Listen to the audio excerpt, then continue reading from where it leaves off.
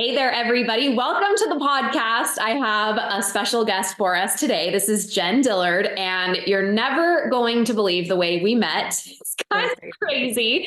We were having a little conversation before I hit record, and then we were both like, wait, this is too good. We can't not be recording right now.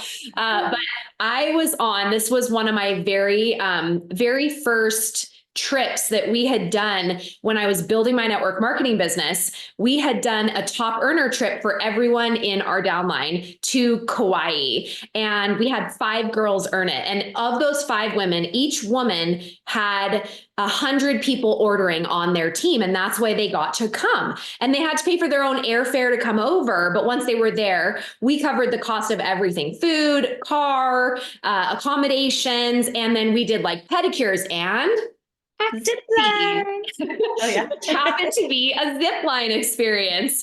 And because our group had 7 people in it and the zip line could have, I don't know, whatever it was, 10, yeah. Jen happened to be partnered with us. And we just sort of had like this moment of like, I like you. Do you like an instant connection. Yeah. And it was like, we were just friends. Yeah, because I feel like we had similar like sorority something. Like, were you in Alpha Phi? Was that? No, I know it wasn't that. It was what was it? And that wasn't the sorority that I was in college, but I felt like it was something like that. But what was it? There was like, we just started talking, and it was. I don't know. I think we just totally hit it off, just our personalities, and we were just having so much fun, and we exchanged information, and we have like cheered each other on and supported each other for the last like 7 years. So. Yeah, it's so awesome. Crazy how it like just happened in that way, and we stayed in touch. So, and things did not like play out the way that I thought they were going to play out, or that you did, or whatever. And like, I just genuinely love how your attitude is towards business and making money, and how you hold yourself as a woman. And I love to surround myself with women like that. So right back at you, sis. I just always drawn to you because of that. So, okay. So you are crushing it in real estate. And my favorite thing about following you on social media is there is just this energy about you that's like, let's make as much money as possible in the classiest way. Yes. Yeah. It's just, I mean, I have so much fun. Yeah. And I genuinely enjoy what I do and enjoy the people that I work with and surround myself with. And it's just like, there's nothing to be, I mean, of course there are things to be pessimistic about or to be frustrated with, but I really try to stay in that abundance mindset. And I think when you live in that abundance mindset, then it comes your way, just naturally. So now, as a really strong and confident woman, I think people would assume that it's easy for you to get outside of your comfort zone. But one of the posts that I remember you making was you had moved to a new city and you were all alone, and you challenged yourself to start going, or was it creating networking events? Did you start attending them? Did you just make them up? Yeah. You just like created a networking event to expand your network. And I remember just being like, oh, she is my person, because I don't wait around for people to find me either. I am very much like, if I want it, I'm going to go create it for myself. So tell people how, even as a confident woman, how like that wasn't easy for you. I remember you saying it wasn't easy. No. So what happened was we had been living in the Seattle area, my husband and I and our 2 kiddos, and our kids were really young, and we decided to move to Hood River, Oregon, which is where we are now. And I moved here and I didn't know anybody. I mean, and I am such a people person, and I love to surround myself with people, and I need that in order to like feel fulfilled, is to have that social aspect. And I didn't have it. I didn't have any friends. My kids made friends at school. My husband was busy with work. Wait. How many kids do you have, and what are their ages? I have 2 kids. They're 8 and 9. Yes, they're amazing. And how long have you been married? We've been married for 10 and a half years. And how long have you been a realtor? So I got my license in 2007, and then did real estate for a little while, and then had a pretty long break. I took a pretty long pause, had babies, did some other, ventures, and then decided to get back into it after I had my daughter, Henley. So in 2015, I got back into real estate and have been doing it since. Okay, So, keep going what you were saying. okay. So we moved to this area. I didn't know anybody. I was so lonely. I was so depressed and I just wasn't myself. And, and literally I was laying in bed, just like crying and feeling sorry for myself. And it just hit me. This light bulb went off and I was like, oh my gosh, Travis, we're going to throw a holiday party. And the man looked at me like I had lost my mind. He's like, we have no friends. How in the world are we going to throw a holiday party? Like, are you insane? But we did. So he's like, it's all on you, but I support you. So we hired a caterer, a bartender. I was like, we're going to have the party of all parties. So we did. And it was kind of like an episode of Seinfeld. Like people were like, oh, how do you know Jen? And people were like, who's Jen? I'm here for the charcuterie board. Like, what? Okay. I have so many questions right now. It was so awkward, but it was where I met my first clients, my first friends, like I grew that. That's where my confidence started going, oh my gosh, if I want to grow my business and build relationships here, all I have to do is just be myself and pour into the community. And so that was it. It was like, now it's game time. I'm going to have events, and events are our thing. We're community focused real estate group. So. Yeah. Well, and that's what I'm always telling everyone is events. There are some people in the network marketing space that say events are dead. And I'm like, fire that coach immediately because anyone in sales knows that a live event is going to convert sales higher than anything else you could ever do. Well, anytime you can be belly to belly with someone, your chances of, making this a sale is so much higher. And it's not just about that, it's building the relationship. Yeah. People work with people they know, like, and trust. 100%. And what a better way to build that than to be face-to-face. So I want to go back to this questions. I can see it. I am just like, I'm ready. Oh, I want to go back to the moment where you're lying in bed and you're feeling depressed and you have no friends and you're like, I'm going to throw a holiday party, right? One of the things that I teach is our thoughts create our results.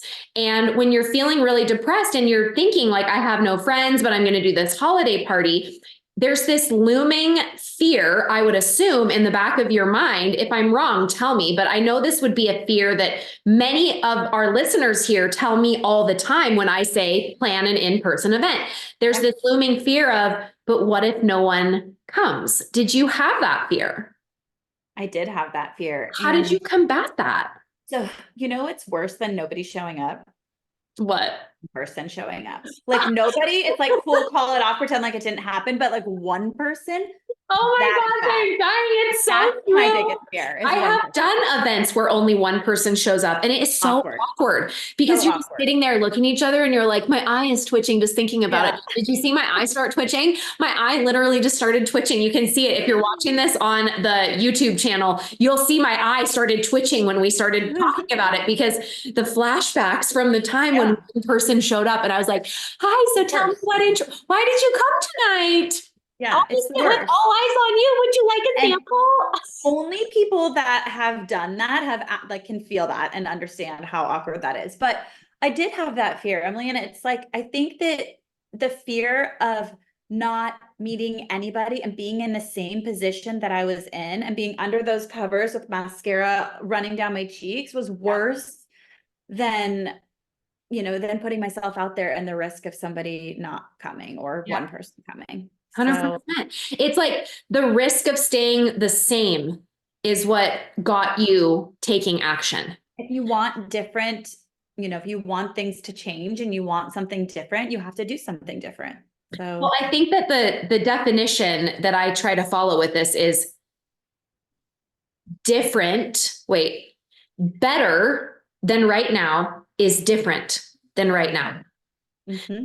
And different is not always better, which is the flip side of the coin, right? But different is not always better, but better is always different. Yes. And so I think that like, if you go back to that, how long did it take you to plan the party from when you were laying in bed till the execution of the night of the It was just charcuterie like, it was board? like a few weeks. Like it was game Okay. time. I mean, I walked up and down the streets. We live in a small town and I walked up and down the streets and I This would was my next literally question. invite complete strangers like, oh, you have kids? I have kids. Do you want to come to my holiday party?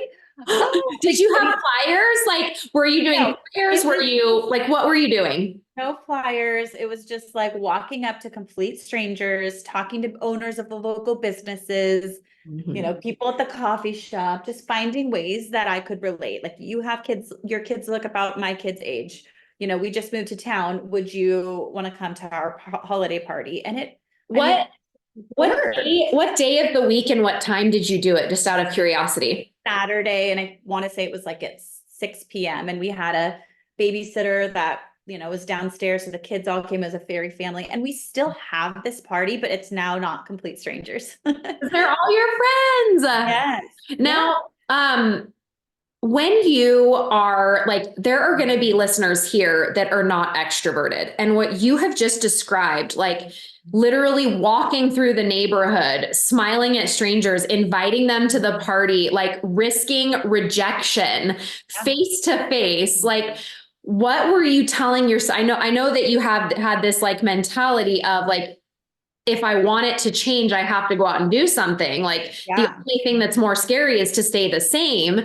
But for someone that is really introverted and this is like terrifying them, like they're like literally sweating right now, just Yeah. imagining this idea of approaching someone on the street. What would you say to them? Like, what in your mind were you telling yourself as you're walking up? Were you just like, Jen, you're awesome. Jen, go, Jen. Like, what were you telling yourself in your I mind? was telling myself that this isn't about me.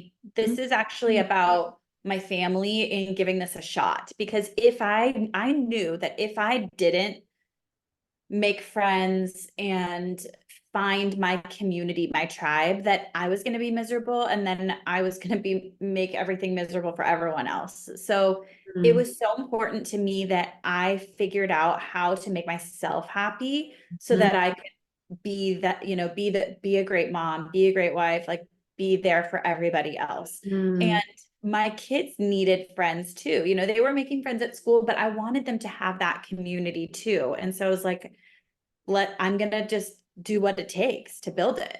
And it was not easy. It was hard. And it was, and moving to a new area is not easy. And there's a lot, like I didn't hit it off with everybody right off the bat. Let's just say Mhm. that I was the new girl in town. So Yeah.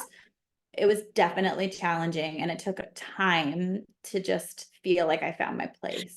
How did you handle those vibes? Because as women, we can be the most loving and inviting people on earth, but at the same time, we can also be the clickiest and exclusive, where we don't want anyone new to come in Yeah. that feels threatening or doesn't even feel threatening. Like for women that aren't threatening to other women, sometimes they are not even welcomed in. So how did you sort of like be your own best friend in that moment to sort of nurture yourself and stand up to that? I mean, not that you were like standing up being like, you guys are, mean girls. I want to Yeah. sit with you and there's no room at your table or whatever. Like, not saying that it was even that intense, but I think we It can all was. see It as honestly women, though, it it happens. was that intense. And it was a lot of clicky catty, like mean girl kind of activity. And I at first I cried a lot and I just like was like, this is terrible. I want to move. I don't feel like people don't like me. And I don't, nobody likes that feeling of not being liked. And then I got thicker skin and I realized that it wasn't about me. Again, like this was not me because I knew that because they didn't know me. If they had had an opportunity to meet me and then decided they didn't like me, that would be one thing. But Mhm. these people did not know me. And so I knew that that must be something that they were going through and that's their own issue. So I did that, but then I also made my own table. See, I think So this is the power tip. Like as you're talking, I'm like, this is the power tip right here. Power tip number one is know yourself better yeah, first. Because yeah, it wasn't because it wasn't necessarily because you were like, oh, I'm as good as them. It wasn't Yeah. about anything external outside of you. You had done the work to know yourself first, so that Mhm. when there was that rejection, when there was that cattiness, you Mhm. were able to be there for yourself and be like, okay, we know us though, and Yes. nothing is going to shake us from that knowledge. And Yep. this is a good to know moment, right? Like we Yep. get to see their true colors, and thank Yep. you, God, for showing us this side of this person. Not that we're just going to like shut people out, because sometimes people don't Yeah. know us their best true colors because they're feeling Yeah. insecure. They have their issues too, right? Generally, yeah, that's generally Some the of the case. most some of the people that I thought were the most catty, clicky women ended up becoming some of my best friends, because it just Yeah. turned out they were feeling as insecure as I was in that moment. Yes. You know? Yeah. So It's usually something someone else is going through. So you have to have empathy for them and just, know that.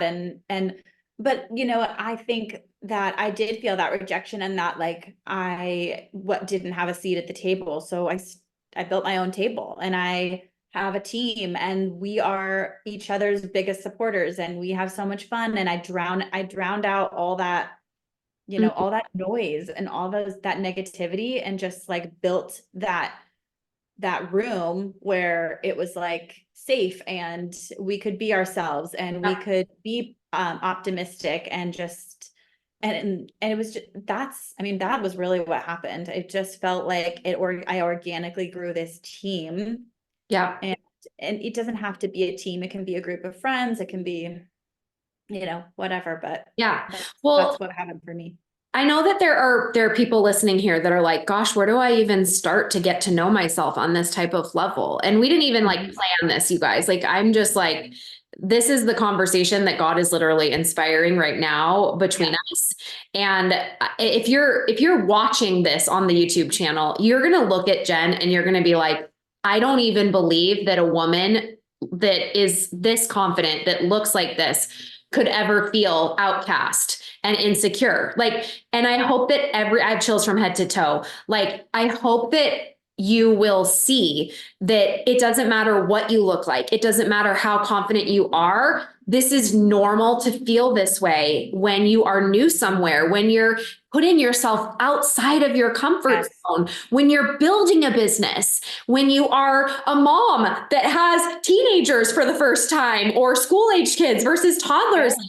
We're constantly getting outside of our comfort zone, reinventing ourselves. And this is what comes with that package. Mhm. So I know this is going to be really inspiring for everyone to see you being so honest and vulnerable about what you've gone through. But Yeah. what advice would you give to a woman that is like, how do I even get to know myself on this level where I can have my own back?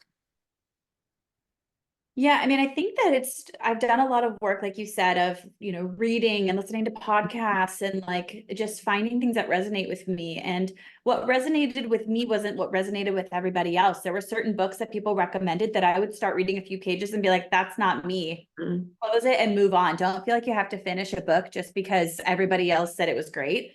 I think you really have to find your voice and um find what excites you and makes you feel confident. So for me, I think that just realizing that I'm in real estate and I do a lot of social media, but doing the video at first was like very scary and putting Mhm. myself out there. I hated the way I sounded. I hated the way I looked. I was like, oh my gosh, I sound stupid. Nobody's gonna, all Yeah. of the things.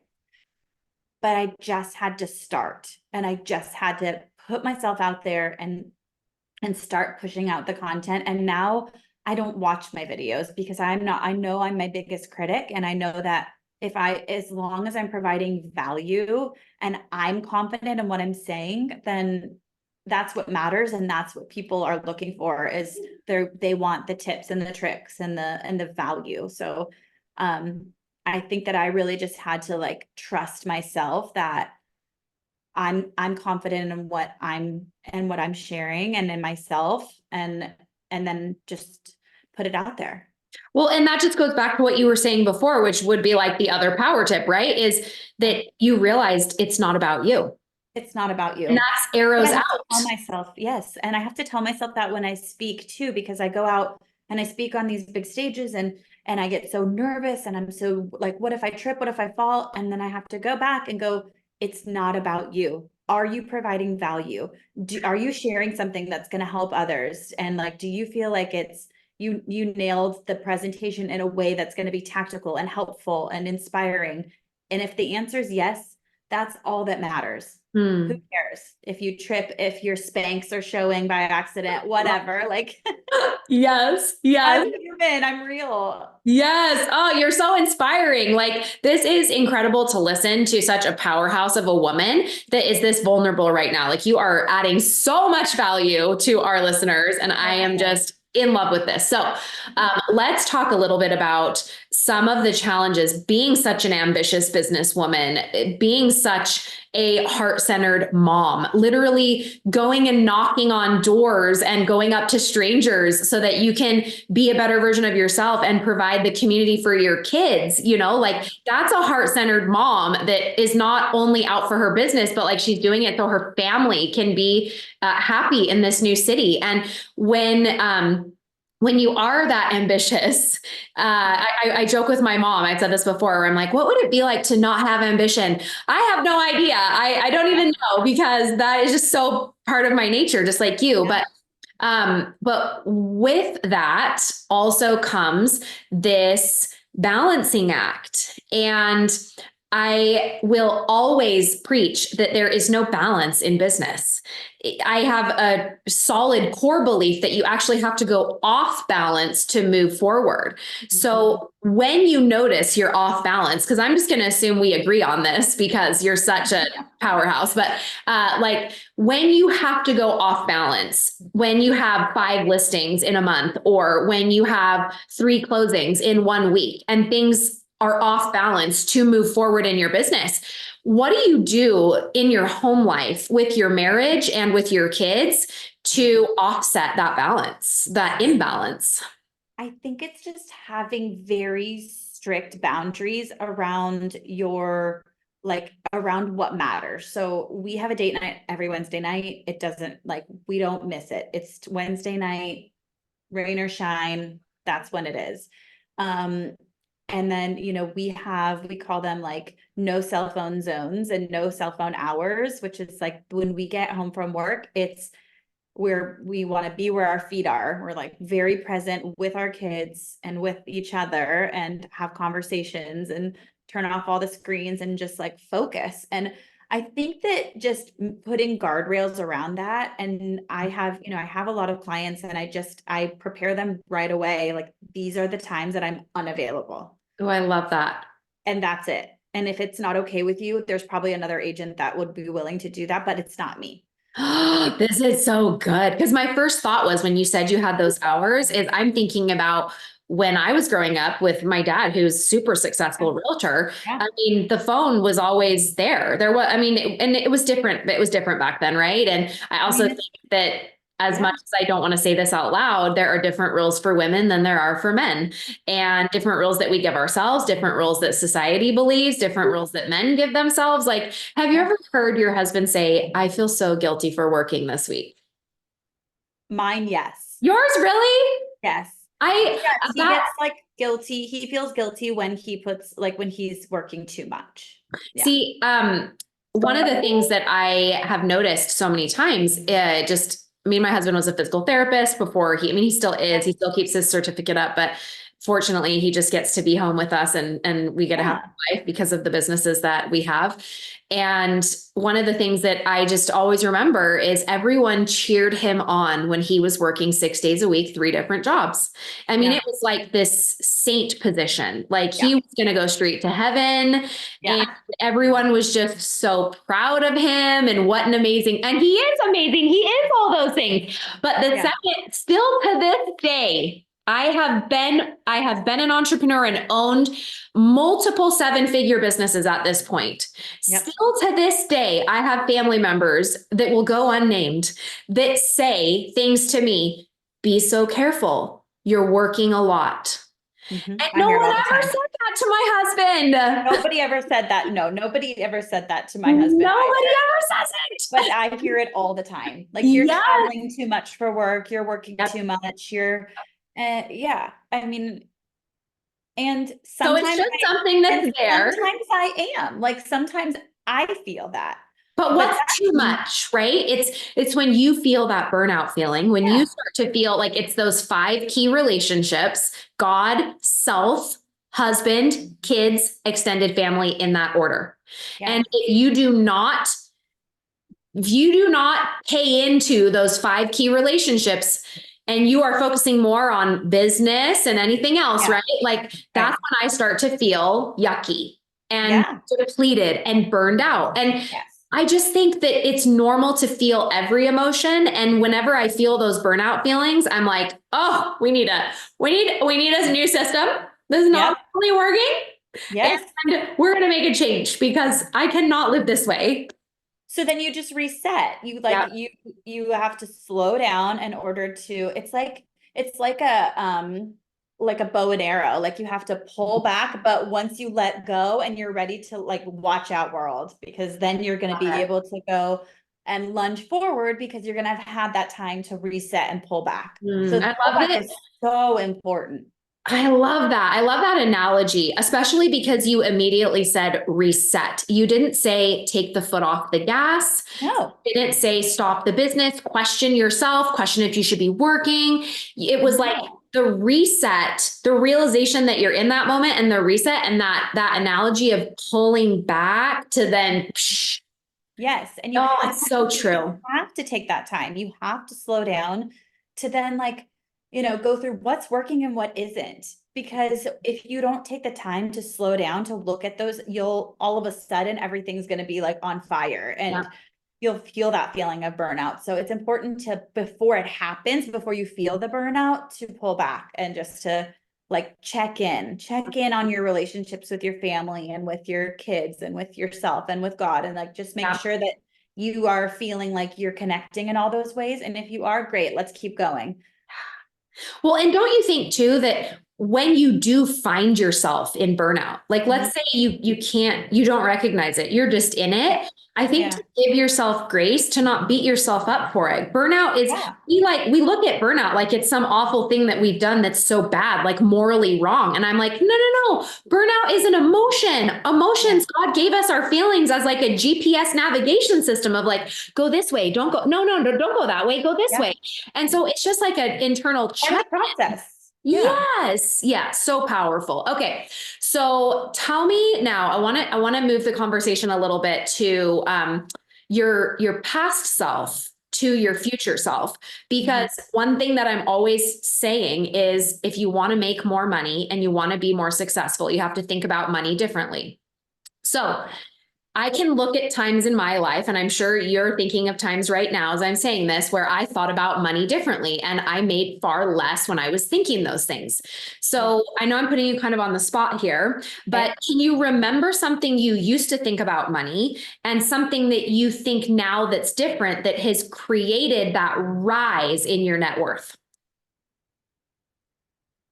I think that for me, I always felt like I had to do everything and in order to make more money. And I mean that by, I felt like my business would be more profitable Yes. if I was doing it all and I wasn't having somebody help me with any of it because I Like was you could keeping do it it better all. than everyone else. Is that what you mean? That, but also just like if I wasn't paying someone else to do any of the work and I was doing it, then I was keeping more money in the business. But Mm, what I've learned is that when I do that, I'm not focusing on the things that I am the best at. And I'm doing the things that I don't enjoy, which is actually bringing me down. And so since then, I've hired people to buy back my time. So I'm hiring people that are doing the tasks that they're really good at that I'm not. mhm. And then in turn, I'm able to focus on the things that I do best. Like I am a visionary and I love to create and build and develop and things like that. And so that's my core genius and where I really shine. The paperwork and like the organization and the calendaring, not for me. That's not for me. Same. Now that I'm not doing that, I'm making a lot more money because I'm freeing myself up to focus on the things that are the money makers that actually can push us forward. Well, and as you were saying that, I just had like this big light bulb explosion in my mind too, because I used to be the same, hold on to as much money as I possibly can. But guess what that creates? You keep that same amount of money forever. Mhm. But money is energy. And Yes. money is in constant motion. I like to call money as a boomerang. Whatever I send out, it always brings back way more with way more energy. And so if we think of holding on to something, that's where energy is stopped. And Yep. so when people have this belief around holding on to money, keeping it safe, not spending it, saving it always, like, yes, of course, I believe that you need to save your money and you need to like invest in things, but I save money in real estate. I Yes. save money inside of things that make it grow because I don't Exactly. want money to sit and be stagnant. I don't want to hold on to money. That Yeah. doesn't mean that I have a nervous energy with money where every time I get it, I spend it. But it's this idea, like you were saying, that if I just sit and I hold on to it, it's all like even the body movements that you did when you explained it, you crouched over and you cupped your hands. And that is, as like a trauma coach, that is Yeah. one of the indicators that I can see if my client is going into freeze, a trauma Yeah. response. And Mhm. freeze is so, do you want your money frozen ever? No, No. want it growing. If a bank were to freeze your money, if something were, that would be awful. And Yeah. so when you really start like this connection of seeing money as energy, and you can loosen the white knuckle grip on it, and Mhm. it's not something you have to be careful with, that you can mess up with. It's Yeah. something that you can play with and energetically exchange with and create value with. Like, Right. it's just so much more empowering than holding on to it that's so disempowering. Yes. I Mm, so agree with you. so good. Mhm. So fun. It's Oh, so I love good. this. Okay. Where can everybody find you? They need to get in touch with you. If you are wanting to be connected to a powerful woman that is confident and vulnerable enough to share her insecurities, you need to go find Jen. Tell them where they can find you. You can find me on Instagram, and my Instagram handle is at Jen Dillard, JenDillard. And we will put that in the show notes for everyone. Go and follow her because you are just going to have your life enriched. I'm telling you, following Jen is inspiring every single day. There's never a time where I go to your page and I'm not uplifted, which is hard to find on social media. So I just I feel the love, same way, friend. oh, I love the value that you brought today. Thank you so much. And Oh, thank you for having me. okay, and we'll have to do this again sometime because this was such an amazing Absolutely. Yeah, conversation. we've got so much more we could cover. Okay, everybody, have an amazing Okay. day. Bye Have a good now. day.